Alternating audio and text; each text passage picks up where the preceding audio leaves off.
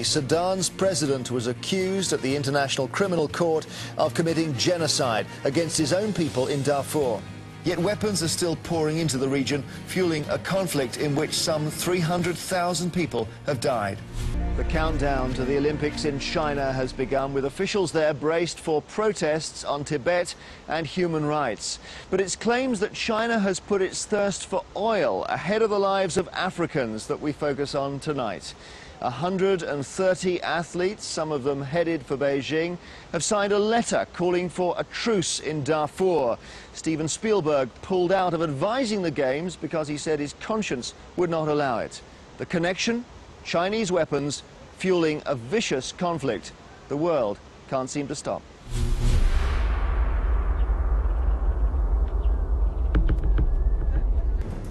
Darfur. For 5 years, these deserts have been stained by the worst atrocities known to man. This is what Darfur looks like now. Hundreds of villages have been burnt across a vast area, all but erased from the face of the earth. The government of Sudan has done this, together with the Arab Janjaweed militia it uses to help fight this dirty war. Sudan's Arab-dominated government is based in Khartoum. Darfur, largely made up of black Africans, lies hundreds of miles away in Sudan's west. Plagued by poverty, Darfur's people have long felt marginalized.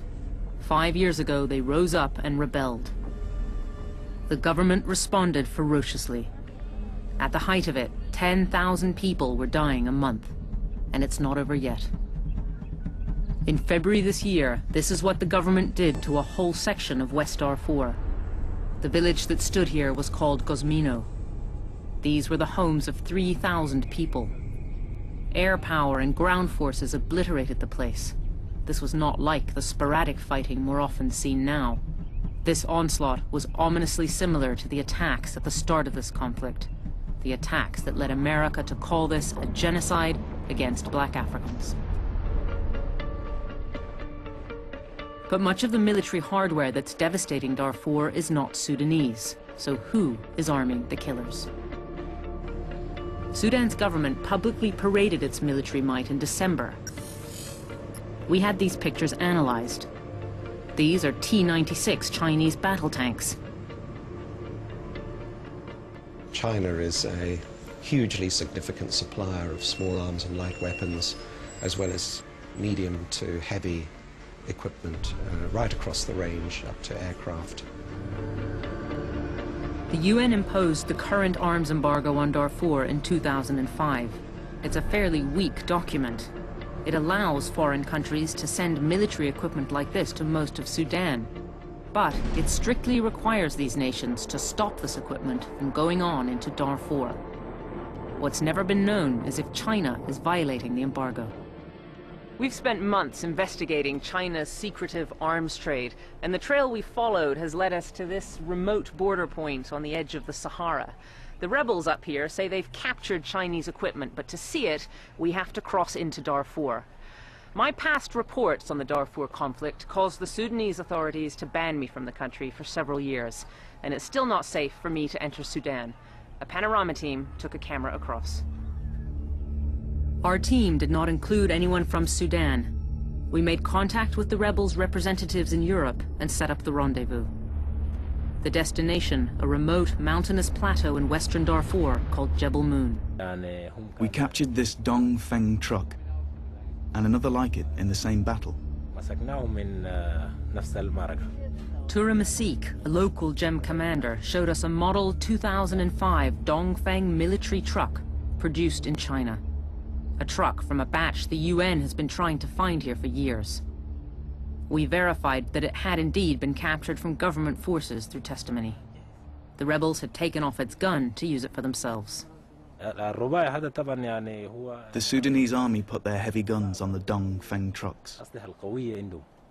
The truck's markings showed clearly it was manufactured in July 2005, after the current UN arms embargo was imposed.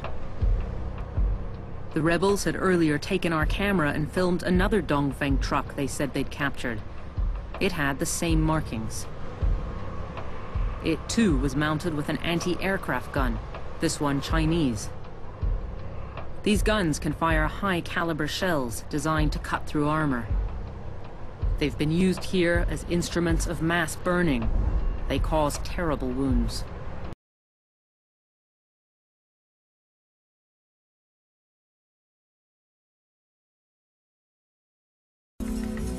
These Dongfeng military trucks arrived in Port Sudan straight from the factory in China in August 2005.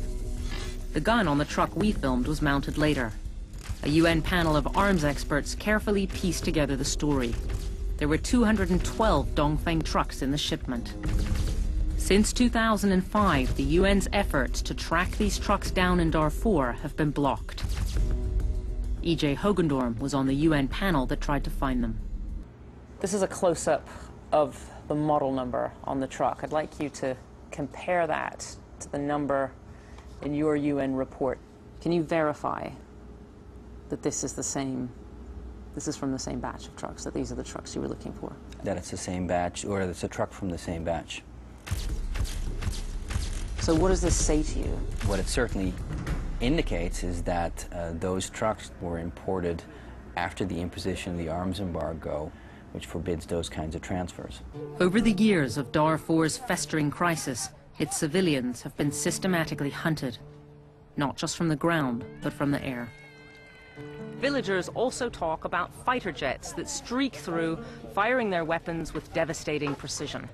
No one has ever firmly established who supplies and maintains the fighter jets that are used in Darfur, but we've unearthed new evidence. We got access to this satellite image of Nyala Airport in South Darfur. It was taken on June 18th. These are Chinese Fantan fighter jets, or A-5s. Panorama visited Nyala and identified them on the ground. With confidential military assistance, we've established that Fantans were flying from here regularly in February. They were taking off on missions and heading west. Bebe lies in the west.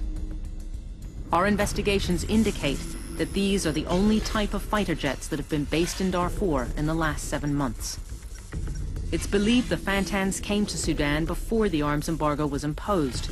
But a series of photos of the Fantans we've acquired, these were taken last year, show them in Darfur being serviced. The embargo prohibits foreign servicing. We tracked down Chris Dietrich, another former member of a UN panel of experts. He spent months investigating these planes in Darfur last year. The aircraft will be sold as part of a larger package, and the more profitable part of the package usually is the training of air crews and the training of maintenance personnel, as well as all associated spare parts. Does Sudan have the capability to service these aircraft itself? It has the capability to perform light servicing, but once you start dealing with the avionics, then you need foreign trained technicians. And China actually having sold these aircraft to Sudan, then you could presume that any technicians would indeed be part of that contract and from China. We were told by a military source we can't name that these Fantan aircraft looked like they'd been serviced in the last few weeks. These are called K-8s. They too are Chinese aircraft. They were imported to Khartoum in 2006 as the war in Darfur was in full swing. They're designed to train fighter pilots. We've been told by our military source that China is currently training Sudan's Fantan pilots. A second source, well placed within the UN, backed this up. This is the typical trainer. Once you graduate from this, you can fly the Fantan. We've been very reliably told that Sudanese pilots are being trained by China. Does that match with what you were able to find out? Absolutely. Any sale of aircraft or any military equipment of this capacity, you would have to have the sale involve trainers. China is not the only country responsible for arming Sudan's government. These are Russian Mi-24 helicopters being used in Darfur. China says it's only responsible for a small part of Sudan's arms imports. But it provides almost 70% of Sudan's small arms alone. The evidence we've uncovered about China may well be the tip of the iceberg.